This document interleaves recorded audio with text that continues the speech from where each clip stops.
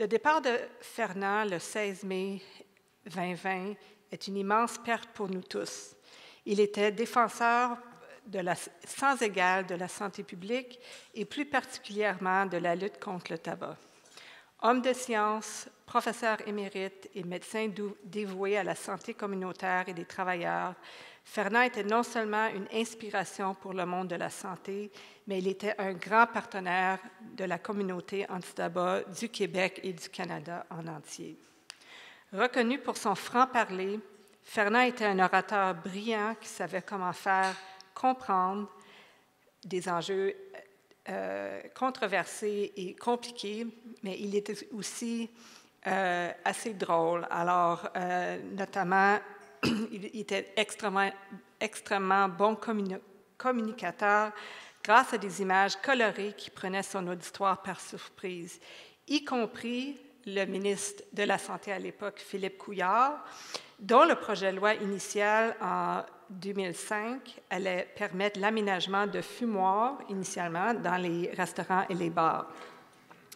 Un fumoir, au fond, c'est comme une capote en dentelle. C'est assez joli, mais ça ne remplit aucune des fonctions pour lesquelles on recommande l'utilisation de ce genre d'instrument-là. Lançait-il en audience parlementaire pour résumer les limites des fumoirs vantés par l'industrie.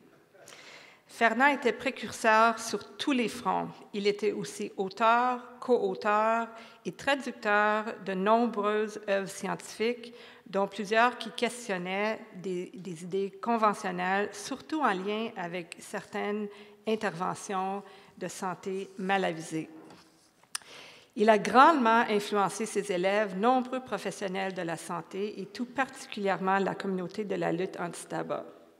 Par exemple, il fut un des premiers à exiger que l'industrie soit nommée et dénoncée en tant que vecteur de l'épidémie du tabagisme et à reconnaître que la dépendance à la nicotine est une toxicomanie qu'il faut soigner comme toute autre maladie. Fernand était habité par le sens du devoir, par l'humilité et par la rigueur scientifique. Il était super gentil. Il était toujours prêt à contribuer, à corriger ou à accompagner. Il n'hésitait pas à prêter sa crédibilité à toutes sortes de dossiers, toutes sortes de campagnes avant-gardistes et controversées, comme l'accès à l'avortement qu'il m'a raconté un jour comme si c'était rien. Il avait travaillé avec le docteur Morgentaler et était critique dans la légalisation de l'avortement. Et il a aussi travaillé, par exemple, pour mettre fin aux exportations d'amiante au Québec.